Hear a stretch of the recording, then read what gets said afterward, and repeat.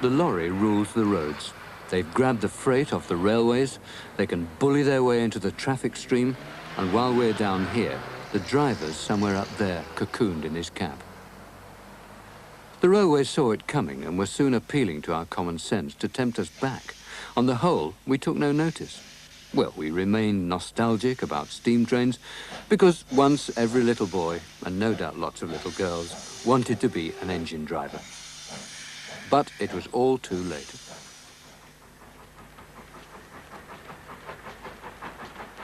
The steam engine would only perform as well as the crew who were on it. And if you had a driver or a fireman who was prepared to put the effort into the job, then that engine wouldn't perform. I mean, it all started with a heap of coal and a shovel. This looks like a road map, but it showed the network of railroads before so many were axed in the 1960s. This line joined two Bs, Bath and Bournemouth, with a little branch line to a third B, Burnham-on-Sea, change at Evercreech Junction. The independent Somerset and Dorset Joint Railway was important because it connected the industrial Midlands and the northwest with the south coast. But it always felt like a local family enterprise, and in that intimate atmosphere lay the seeds of its own destruction. Some unkindly called the S&D the slow and dirty. It was slow, forever switching back and forth between double and single lines. And it was dirty, steam-powered to the very end. But it took you to the seaside. Its grandest train was the Pines Express. The men who coaxed those steam engines up the steep gradients and over the Mendip Hills were the kings of their iron roads and of a closed world, the locomotive footplate. This film is about two of them, and it's also, therefore, about all of them. Their locomotives may have appeared dumb iron monsters, but to the railwaymen, they were living creatures, and in the hands of an expert driver like Donald Beale, a bulldog could become a greyhound. Teamed up with his young fireman, Peter Smith, and a good locomotive, he was the master of his craft. You had your faith in the engine. I often spoke to them when I was going along, you know. I know the old girl would do it. She'd do it. I'd talk to her, come on, old girl, and although it was a bit dicey at times, we used to get through with it. We used to look forward to going to work. Each turn was different. We never had two trips the same. The footplate men of the S&D were the legendary heroes of the train spotters, people like Mike Arlett. Today, he's laid on a reunion, courtesy of the Midhants Railway Preservation Society. Donald Beale, Peter Smith, and the Pines Express working together again. But the harsh reality of the footplate can never be recaptured. Physically hard and often downright dangerous. Whenever we went in the tunnel, your handkerchief went into a bucket of water. You had it over your mouth to keep as much cold air as you could. And I was on the floor already. He was on the floor already. And when she slipped, I tried to shut the regulator, but she started priming at the same time. Now you can imagine that, working full out, the blast from the exhaust hitting the roof of the tunnel about 12 inches above, and the exhaust fumes from the whole of that firebox of an incandescent fire. You could feel the heat tingling your skins, and when you breathed, it was like swallowing, as Pete said, hot pokers. And of course, when she slipped, it wasn't in half-hearted fashion. All you could see outside of the cab was a falling red-hot cinders. It was raining down over the engine. It was fantastic. Dante's Inferno. And just to finish finally, when we got to Midford, where we had to stop to release the brakes on the train, which was my job, but of course the firebox was virtually empty then, because all this lot had been cascaded out of the chimney, you see, back in... So you had to start all over again, did you? Well, actually, again, Donald came to my rescue. While I went back to release the brakes, Donald was there, you know, filling up the firebox again. I mean, because both of us were, you know, in quite a poor state. We were wheezing dreadfully, you know, with the fumes on our chest. These days, we can all get much closer to the stars of steam, like this massive rebuilt West Country class Pacific locomotive. And the crew are more approachable too. Could you sign the book for me, please, Peter? Yes, certainly. The interest in railways seems to be as intense now as ever it was. I mean, the Preservation Society's keeping the steam engine alive. It's a thing that could go on forever. When I joined the railway, I knew what I was in for. I knew I had to work every holiday. I knew I had to work nights, early mornings. I thought, well, that's it. I'll accept it. So I started August Bank Holiday 1919. I never had no inclination much before then for being a railwayman. But once you got into the shed, and the smell of the steam, smoke, paraffin, it sort of got into you. And then with the talking in the mess rooms and watching the other drivers and firemen doing their work, you gradually began to get that ambition that one day I wanted to be a driver. When you were running along, you knew you were in charge of the whole job. And if you had a good fireman, like I was fortunate to have with Peter in later years, it was a pleasure to come to work.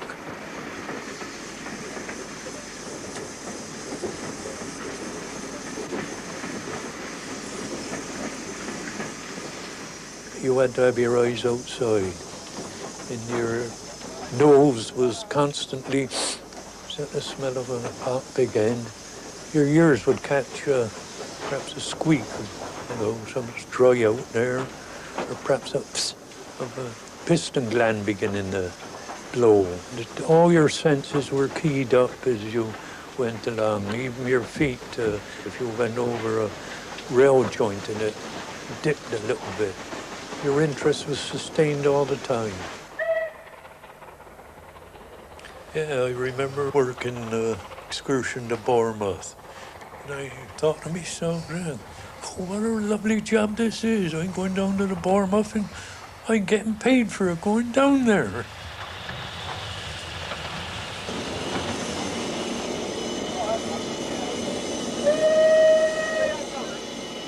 Oh, it was a dirty job, and you were black with the soot and then the coal did stick. But it was all in the job. We never took a lot of notice of it.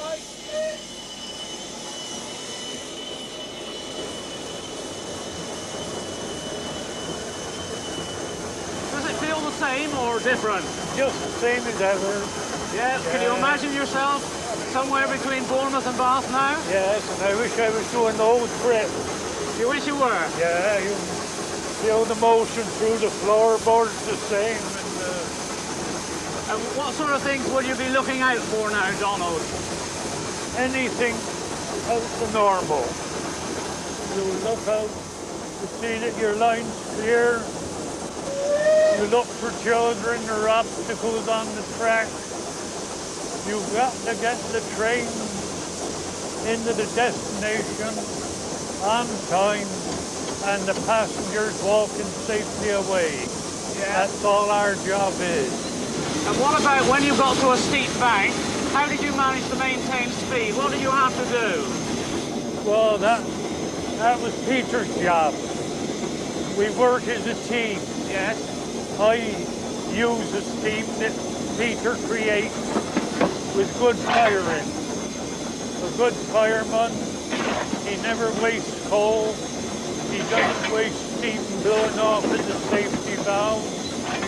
He gets the steam pressure right up to the red mark, and I use it as economically as I can. When I get to a steep bank, I drop the gear down and open the regulator a bit more, to supply more steam to the pistons. And were these good engines to work on, these Bully Pacifics? Did you like them? I like the original West Country best. West Country's was the female of the species. She had a nice green dress on, and she was light and dancing on her feet, and if you spoke to a 9, you got a ruff, ruff. But if you spoke to a West Country, chiffity, chiffity, chiffity, chiffity. That's all she whispered to you. She never had a real bark on her. Put her up in society on first-class coaches or passenger train, and she was in her element, but she didn't like getting her hands dirty on coal trains or anything like that. No, she was a lady of the locomotives. If the West Country class was a lady, the Class 9F was a bruiser, designed to take steam into the 80s, built for freight and fast enough for the Pines Express, ironing out the Mendip gradients without the need for doubling up. It's 2,000 horsepower, enough to make a fleet of today's motorway juggernauts redundant. Perhaps the roads were not going to have it all their own way after all. On the Somerset and Dorset, they saw the 9Fs as their saviour.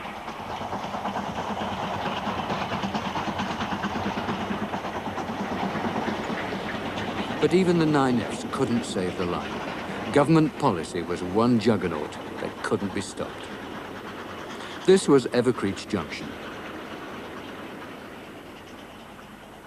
Today, the pace of change has overtaken it, and Evercreech has lost its junction.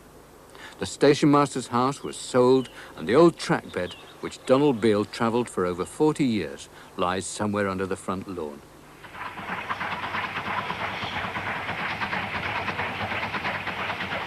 It wasn't simply that for the accountants, double-heading the locomotives on the Somerset and Dorset was inefficient. Jointly run by the Southern and LMS, it was always a smut in the eye of the mighty Great Western Railway.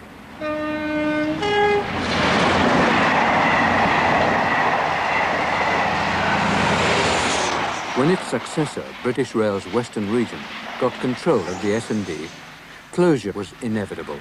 By 1966, it was gone. Exactly 20 years later, Mike Arlett and Peter Smith set out to walk its southern section. It was like looking for a grave in a deserted churchyard, and half expecting to see a ghost.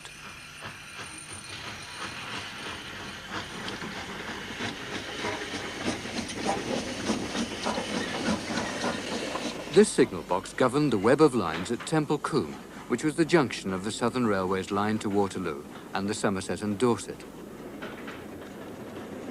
It could be a shunter's nightmare here, and passengers needed the patience of Job. But the civil servants had none to spare. Today, there's hardly a trace of Temple Combe Junction to be seen. The old Slow and Dirty wasn't just closed. Within months, it was systematically wiped off the face of the landscape. But it was only part of a nationwide orgy of destruction. 5,000 miles of track ripped up and thrown on the scrap heap. Now only the Southern Line survives here. But through this arch, you could once enjoy a view of rural England as the S&D took you to the seaside. No, there was scenery from Sturminster Newton down over the River Stour. And in the summer, the boats paddling up and down the river. A lovely scene. In fact, the whole line was all countryside. We never ran through a built-up town at all.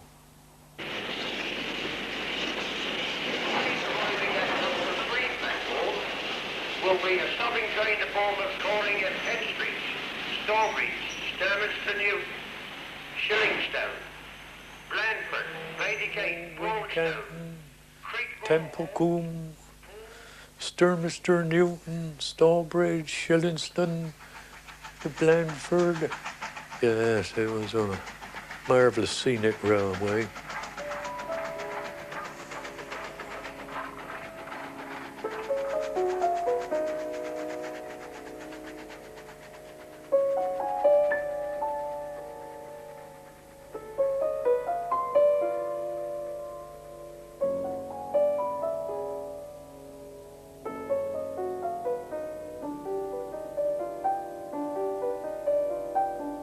The only sizable town on the route was Blandford Forum, busy Blandford, now off the railway map. Little boys will soon be saying to their fathers, "What's that, Dad? Was it a castle or a church It's rather or odd something?" thing that's been left, isn't it? Yeah. And I wonder for what reason. There must be something behind it. Of course, Every night I lay in bed and visualise some part or another. Yeah. That's where the knowledge of the road came in. You had a mark for every signal on the road. Perhaps at Sturminster, an iron bridge, or running into Blandford, there's an iron bridge.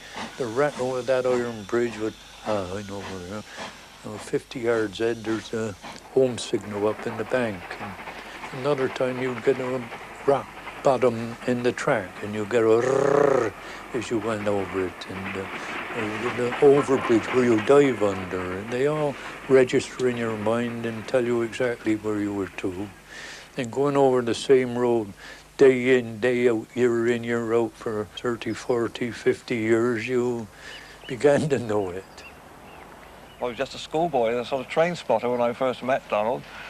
And he was always approachable, and ideally wanted to get up on the footplate and frighten to ask drivers, but Donald sort of sensed it and said, "Want to come out, son?" Yeah. And that really started the friendship. And it wasn't long before I was invited to his home. And it was really Donald who got me my job on the railway. He sort of organised it that I should turn up on the appointed day and see somebody, and he would arrange it all for me. Yeah. But of course, what couldn't be arranged was that I would be his fireman at some stage during my career. And yet the sort of miracle happened, really, that I was just promoted. And I was then Donald's fireman in about 1958.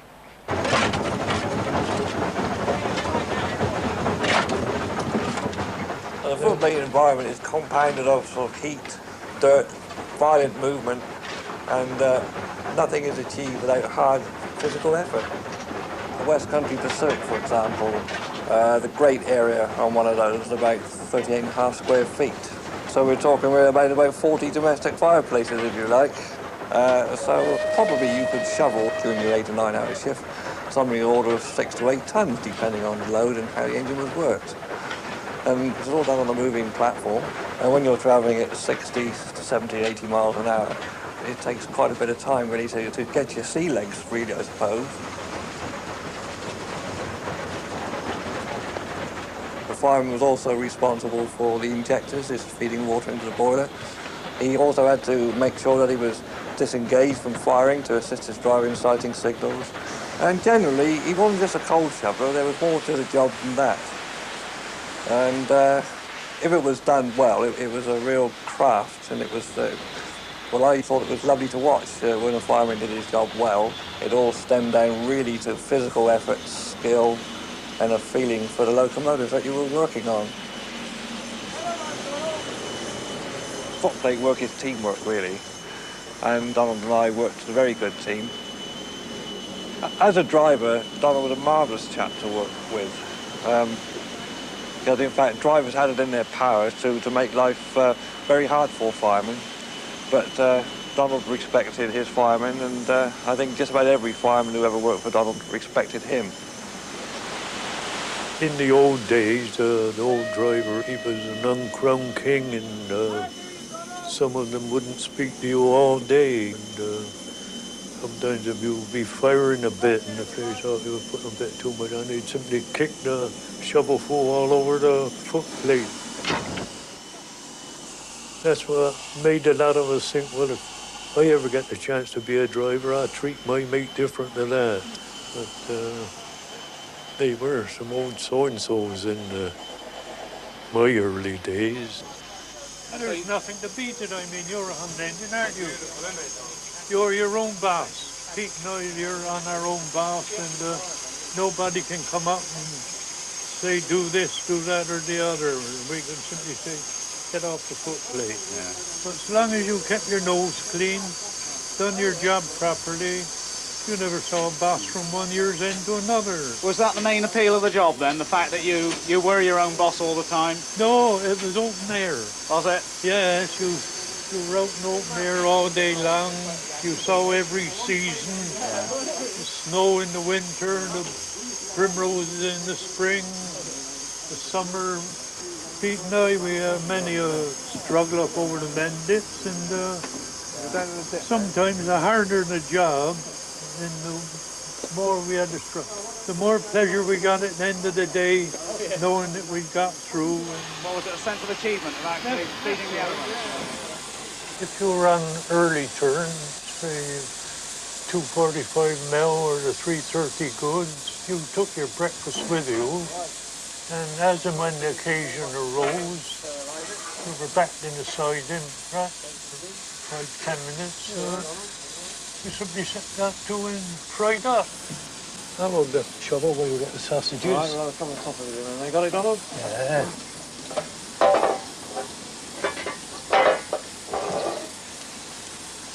Right. There you go.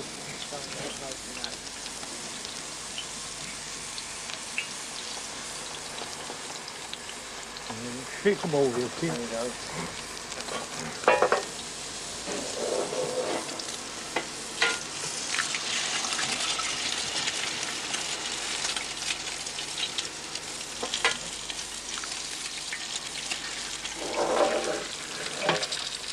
Lovely grub. Get this on a nice frosty morning, and the smell gives you an appetite better than what you had before. And in the summer months, if you were in a shunting yard with the fields on either side, like at Evercreech Junction North, fireman would nip off the engine into the field. About 5 minutes up and down, he'd come back with his cap full of mushrooms. And into the pan they went. And the shunters would be in the cabin having their breakfast, and we'd sit on the engine and enjoy our fry up. A couple of bits of fried bread, didn't we? Yeah, that's right, yeah.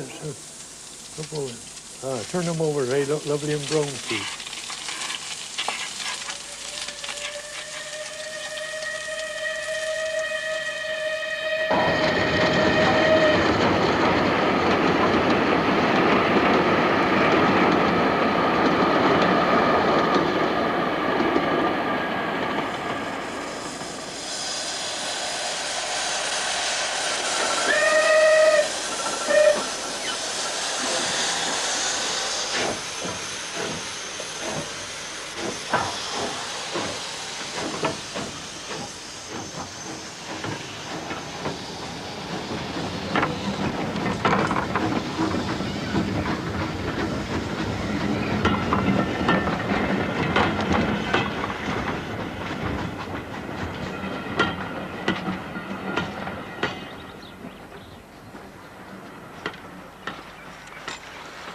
I think this is the only piece of S&D rail still in situ between Bath and Broadstone.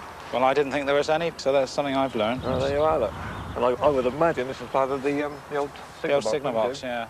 Anyway, you were interested. We got to know them over the years, you know, and Charlie, Tom, Dick or Harry, and you never knew them all by surname, but that's the way we used to work with each other. It was very nice too. And it was the same with the permanent waymen. All right, if I ride through the Shillings down with you this morning, driver, come on, Charlie, come on up. And hello, Don or Peter. There was no, I'm the driver and you're the porter or anything like that. You know, it was a family affair all round. The person that's here was a victim of the tragedy of this situation. You know, if they'd tried, shall we say, improving the service or some form of legalisation or better advertising or just something, you know, to try and improve things. Yeah. But nobody tried. It was just left to rumble on, and the feeling was that they wanted it to close. They did. The man who wielded the famous axe, Dr. Beeching, said years later, "People ask me now if I'm sorry I closed so many branch lines, but I'm not. I wish we'd been able to close more." He was in the chemical industry, ICI, soap powders and detergents. Yeah. Instead of electrifying the railways, he electrocuted them. It all happened at such speed, and to people like Donald Beale, who didn't live in a world full of unemployment and redundancies. I felt then like the old coach drivers must have felt when the railways came in, that we were being wiped out and a new form of transport was coming in. And I went up on the last day practically. I was ashamed to be on the railway. They've gone rack and ruin, wicked really. But no, it's all gone and all gone by road. When I started, a railwayman, he was looked up to because he had a job for life. He was never laid off short. And as the 20s rolled on and the slump years came, he was looked up to more than ever. Oh, he works on the railway, he's all right. He would start as a porter, cleaner, and finish up in the general manager's chair. And the thing is now, you can start on the railway, you can rise up so far, and then there's a brick wall. You can't go beyond that. That's for the boys to come in from the universities. Because here we're coming out to Broughton Junction, and what's this, 63.5 miles from Bath it used to be. And where was the actual station then? It was just down here. You can see in the distance the Broughton Hotel, and the station was just to the right of that. And that was the end of the S&D? That was the end of the S&D. Soon, even the main line, which the S&D joined here at Broadstone Junction, would be torn up. Peter Smith abandoned his boyhood dream and left the railway. Donald would soon retire, but before the team was broken up, he had a parting gift for Peter up his sleeve. The chance to drive the very last Pines Express with Evening Star, the last steam engine built by British Rail. He worked the last Pines. And any man that can take a Class 9 up over the Dorset, unassisted with 12 bogies and 450 ton behind for a start, got to know his job. I'd driven the Pines with Donald in attendance on several occasions, but this was the first time when I was in charge, and it's a different matter, because when I was driving, I could always look over to Donald for a bit of support, but when you're in charge and he's not there and the other lad is looking at you, there's a different feeling altogether. It had to be the high point of my railway career, and Donald said to me, you go and drive that train on Saturday. He said it would be something, he said, that you will always remember throughout your life, and of course it is. I was just 24. Yeah, because I knew we could do it as well as what I could do it, and I never had no qualms about it, and it meant more to Pete than it did to me.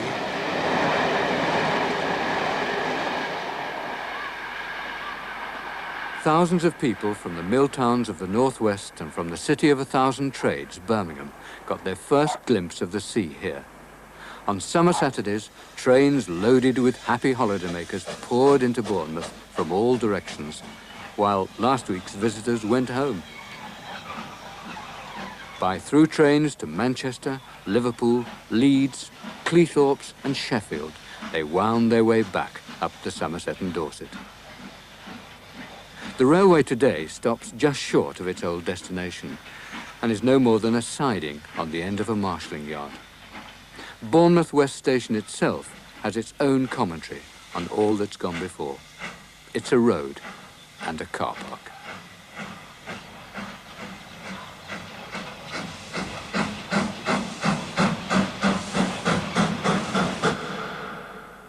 Steam was entirely different. You could sort of mould steam.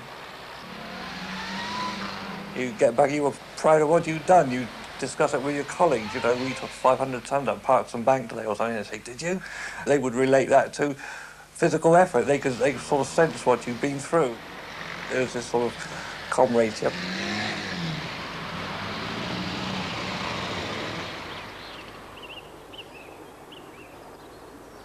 I'm one of 11 in my family, and I'm the only one that dirtied my hands. Yeah. I hope if the good Lord sends me back down on earth again, I can start on S&D as a cleaner again. I shouldn't want nothing else.